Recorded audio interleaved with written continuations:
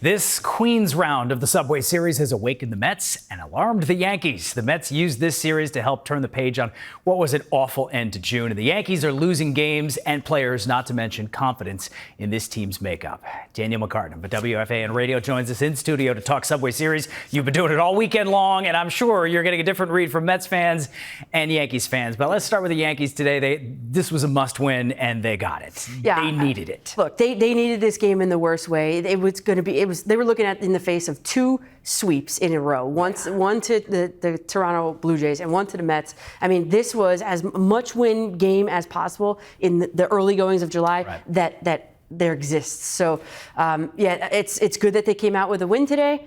Let's see if they could build on it. There's like a pause there because you learn some things about the Yankees, especially in this sweep, and they're frustrating. I mean, Clark Schmidt's injury, that's a blow. Yeah. Max Fried on the mound today, at least able to stabilize things, but you've got a 5-0 lead and you end up winning this game 6-4. Yeah. What are you concerned about with the Yankees right now? Okay. I mean, what am I not concerned about? Okay. Well, that's Yankees right now. All right. That feels... I mean, probably one of towards the top is Luke Weaver. I mean, he was the best closer, and I'll say the word closer, in baseball before he went down with a hamstring injury. Maybe he was kind of brought back a little soon. It was 4 to 6 weeks originally. He came back less than 3 weeks, I believe it was. So that's a concern. Third base is a concern, which I know we're going to talk about. Third base is a concern for this Yankees team. There isn't a true third baseman, a bona fide third baseman on this roster. Yeah. Guys are playing out of position. The Yankees have had over the past 3 days 3 different leadoff hitters.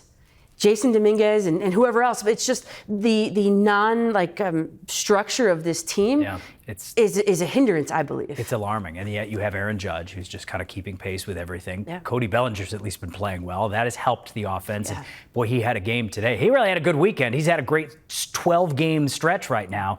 He's on a 12-game hitting streak. But those are few and far between for the Yankees right now. But you really needed Bellinger to come to life over these last few weeks, and he has. This home run on Saturday when I felt like everybody was hitting the ball out of the park, but this play today by Bellinger, this is a game saver. To go to the grass, make the catch, and then have the presence of mind to double up Francisco Lindor. Do you think a game like today wakes the Yankees up in any way? I mean, I hope so. Are they a team that needs a wake-up call, or is it more problems on the roster than simply just kind of snapping back to it?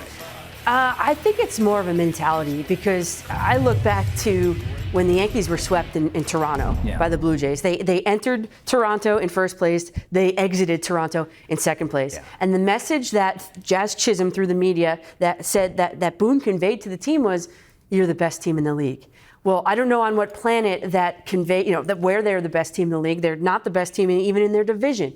So I think there needs to be a shakeup in the mentality over there. I think they have the skill to overcome. It's just the mentality of it. It's like, what do you mean you're the best team in the league? 3 games back of the Blue Jays. You're tied with the Rays right now at 49 and 41. Red Sox are right there behind you, too. That's not a spot for the best team in the league. That's for sure. Yeah, surprise with the Orioles, too. Look at them, 11 and a half games back in the standings. Who would have thought? On the flip side, the Mets are the best team in New York, at least. And the Mets, for all of the Mets' struggles over the month of June, and definitely the latter half of the month of June, they went into this series against the Yankees knowing they needed to prove something to themselves and to everybody else, and they did it. And they came out of the gates on Friday and really sent a message. That Jeff McNeil home run, that the energy that Citi Field had, you could see this was a Mets team that needed to turn it around. And even the defensive play in the 9th inning to keep Aaron Judge in the. But I love McNeil just he turns and screams at the duck, and that's. You could sense that coming from the Mets. You could sense that building. They knew what this series meant. Yeah, and McNeil, the play in the field and his reaction to that, too, was like, this is the play. This is the one. Watch him get up and just flex and scream. I just love that about him. And this is a guy, I think he's the best second baseman on this Mets roster. I'd love to see more of him there at second base.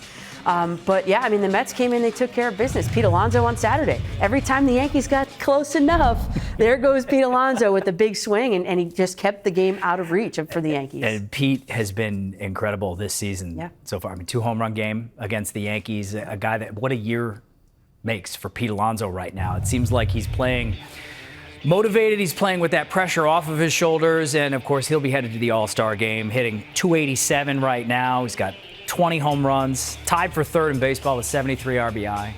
I mean, what can we say about Pete Alonso that hasn't been said? I know, exactly. I mean, I wish he would be. I think I just saw before he's not going to be competing in the home run derby. I love watching. Okay with that, though. Yeah. Really? Yeah, I know. It's his thing. It's his thing. But so often you see players go there and their swing gets messed up. And I always feel like it's fine. It's fine. It's time to focus on bigger things. Yeah. That's just me. Look, I just love the charade of it all, and I love rooting for a New York guy in it. Like, if you got all the guys from all other teams, it's like, all right, whoop-de-doo, the home run derby. But if at least Pete's in it, you're like, hey, let's go. Surprising that Juan Soto was left off the list. The reserves were announced today that Juan Soto is not going to the All-Star game. And I know he got a terrible start to this season. Yeah. Terrible start. But he has been scorching hot from June now into July. Does it surprise you? In a way, yes. Not even to make the reserves. I mean, I guess you could chalk it up to the slow start that he had, like you just said. And even last year, too, Lindor had the slow start, and he ended up not making the All-Star game then, which he was scorching towards the vote. And I think he was motivated by that last year, too, in the second half. But Soto has been amazing from June up until literally today, doing incredible things for this Mets team. What do you see from Juan Soto over the last month? I see a guy that's gained more confidence. Yeah. I was at Just more comfortable? More comfortable. I was at the Subway Series game, and, he's an emotional player. You could tell. You could just tell. So being booed, having people turn their backs on him, I think it did take a toll on him. You couldn't even go to get a coffee downstairs without seeing his face on the back of the newspaper. He was everywhere. He was everywhere. So now I think he's settled in. The Mets have found their groove, and I just see a lot more confidence in him. And he is not back to where he was Yankee level, okay? Right. But he is well on his way, and he will get there. OPS of 752 in April, OPS of over 1,100 now in June going into July. So that's just two totally different players. Yes. Absolutely. And to me, I just think it's the comfort factor, too. You're finding, yourself in a new clubhouse. You're having to it's like the new kid in school. You have to make new friends and all this stuff. So I just think he has settled in, and we're about to watch the summer of Soto in the second half. Okay, so is this a page turner now for the Mets this series, beating the Yankees and kind of putting they went 4 straight series without a series win. Yeah. They got swept by the Braves. They got swept by the Pirates. Yeah, and that had everybody reaching for the panic button. But is this kind of one of those, like, everybody breathe? Yeah. We're a much better team than we showed against the Pirates? Yeah, I mean, the Yankees are a good team. They still are a good team. Yep. As much as people on the fan call me up and want to complain, and I'm complaining about it. No, nobody does that. No. What are you talking about? The Yankees are a good team. Yes. So if the Mets come in and they take 2 out of 3, almost 3 out of 3 from the Yankees, I mean, that's another confidence builder. That's another, like you said, a deep breath. Like, okay, you know what?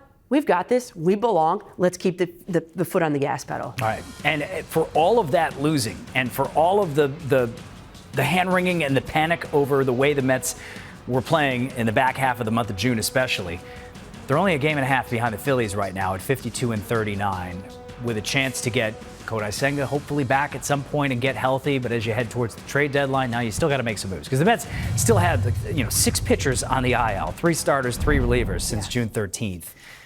You're looking at Minaya, too. He hasn't thrown a pitch yet in the season, and he'll be making his way back as well. The one thing that concerns me, and I've said this on the radio about the Mets and their rotation, is the fact that, okay, well, you got Clay Holmes. Yeah. And he's already at 93 innings so far this season. And so that's the most he's ever pitched in a single season ever. Yeah, alarm bells go off when you hear that. Huge, right? Yeah. So he's never been a starter. We get that. But when is it going to go out? So I think the Mets need to shore up that rotation in the event that something does happen, knock on wood. You can never have too many pitchers. I mean, we came into this season, the Mets have tons of pitchers. Well, it's bearing itself out. You just didn't think it would happen before the All-Star break, but here we are. Right. From the Yankees standpoint, they're going to need to target pitching by the deadline at the end of this month as well. Now with Clark Schmidt down for the rest of the year. All of a sudden, right? All of a sudden, the Yankees. That's a blow. Look, Garrett Cole you can overcome because you got Max Fried already on the roster, right? Not that you can, they're missing Garrett Cole for sure, but they were able to overcome it. Max Fried he's like 10-2 after games that the Yankees have lost. I mean, he has been that stopgap guy for them. Yeah. Clark Schmidt was coming into his own. I mean, he had a 2.18 ERA over his past couple of starts. I mean, that's great. He was, going to slide in there, and all of a sudden, I mean, the Yankees going to find themselves in the starting pitching aisle at the trade deadline. And They need a third baseman. They need a starting pitcher. They need to shore up that bullpen. You know, we're not even to the All-Star break yet. But hey, they're both still right in the thick of it with a chance to really make this a special season. So we'll see where it goes from here. Danielle McCartan from The Fan, thank you for hanging with us here on this holiday weekend. Thanks for having me. Talking Subway Series, always go. great.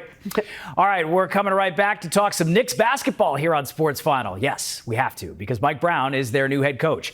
What suggests that he can take the Knicks where Tibbs could not? We're going to get some insight into Brown's last stop with the Kings with the voice of Sacramento. That's coming up here on Sports Final. But first, it's time for the Spectrum Speedy Connection of the week. Wednesday in Los Angeles, Clayton Kershaw became the 20th member of the 3,000 Strikeout Club. The future Hall of Famer could also be the last the way things are going. Life moves, and so should your connection. Get fast and reliable speeds on the network that moves with you. Spectrum.